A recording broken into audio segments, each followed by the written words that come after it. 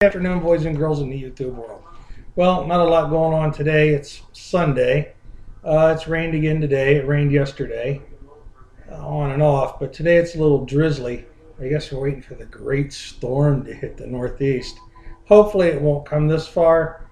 I'm about 400 miles from the coast. So pretty much if New York City and parts of New Jersey and some other places get wiped out, we'll just bail them out. What does that matter? I don't have a lot going on. I am sitting here. I've brought up my small press and I'm putting together some 357 Maximum for a friend of mine. He called me. We used to work together and he retired. I'd done some stuff for him back in the 90s and he called me back and said he needed a whole bunch of rounds, and boy, it's taken about forever to get the brass and the bullets. The brass is actually 357 Maximum brass. It's Remington brass. I ordered a couple thousand rounds and he ordered some. He's not taking that many though. I figured I'd just grab some and sell it and make an extra buck. We're running 158 grain Hornady XTP bullet and I'm loading 20 grains of 5744. It's a fair load. I'm using a Winchester small pistol primer. He shot a few already. They worked fine. He's shooting them out of a Thompson Contender. He figures he wants enough for deer and to screw around with. Considering the fact is that, you do it once, and we're not going to have to do it again, this many rounds for him. He'll be able to hunt and plink till his heart's content. This is a good cartridge. I have a Dan Wesson 357 Magnum, and boy, I tell you what, I wish I would have picked up a Dan Wesson and 357 Maximum with a 10-inch barrel when they came out. Kicked myself in the butt. Just trying to get an 8-inch barrel for my Dan Wesson I have now. I bid on them. They go up to a couple of $100, barrel and shroud. Man, I don't even come close to them. Of course, I would guess if I wasn't as cheap, I'd be able to buy one. Not much going on. Like I said, I'm just trying to kick this out. I still got a lot of 44 mag brass and 9mm brass left for sale. Out of that large lot I purchased here in September. Sold some of the stuff.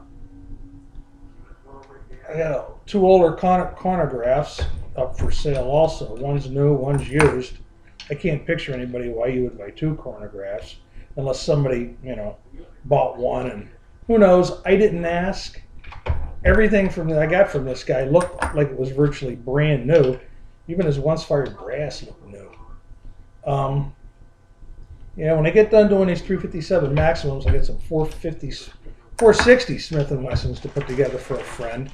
I'll knock out about 50 more cartridges for him, and he should be good.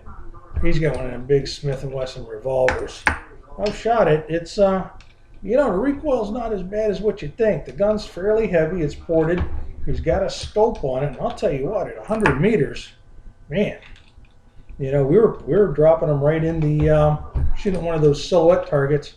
We're dropping them right in the head area. We put 4 right in the head area off the bench. I think that's pretty good. I think he tapped a deer out at about 200 yards with it here a few years back. So I'll get those loaded up for him. See how he makes out. I'll be glad when I get some of these done. My hands are about killing me. I know I got a progressive press downstairs, but you know what? It's just so much more easier. I can just sit here and drink a coffee and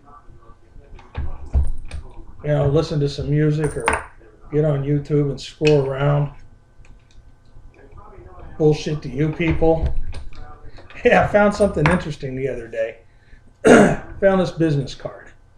I don't know if I can get it to come up or not here. This stupid camera here. Fred H. Knapp for sheriff. It says, vote for Fred H. Knapp for sheriff of Wetzel County. General election November 7, 1944. Your vote and influence will be appreciated. This card looks virtually brand new. I was digging around out in my garage. I got a bunch of old books. There were a couple old Bibles there. And I was flipping through one of the Bibles to see if it was a family Bible or not. And I don't think it was a family Bible. I couldn't recognize the names in it. They were written in pencil. And things kind of fall apart. So I always flip through. I saw the top flat front envelope, and I figured, maybe there's a letter in here. There might be more to this little Bible than what I thought. And I opened it up, and that card fell out. So that's kind of these little treasures you find when you got a bunch of old books laying around. I think I got a couple of Bibles from the 1800s and that, some books from the 1800s.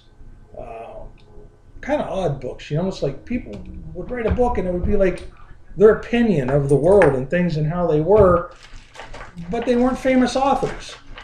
I'm thinking they must have been maybe somebody that was well-to-do because they have a hardbound book printed, back in the 1800s, even early 1900s, that would cost you quite a bit of money. So maybe it was a novelty thing, Somebody was well-to-do, they wrote a book. Quite a few by women I've found, which I thought maybe not odd. You just don't expect it. I know women wrote a lot back then.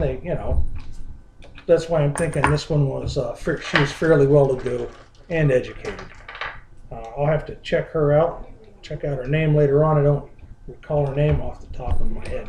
But hey, that's enough bullshit for now. I want to get these cartridges finished here and get started, get them boxed up. I want to start on those 460s. And like I said, if you're looking for stuff for sale, you hit my gunbroker.com account. On BPBRS on gunbroker.com, on Black Powder Bill Reloading, on Auction Arms.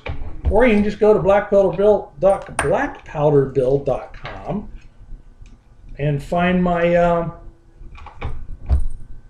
blog where I list some news, a little opinion, and some of the things I have for sale. I got some good deals out there, people. You buy whole lots of stuff, and I'm including shipping. Well, there's 50 done. That brings me up to 700 cartridges for this guy. Another 100 to go, and I'll be gone. I'll be done. They'll be gone. Thanks a lot. Talk to y'all later. Be good.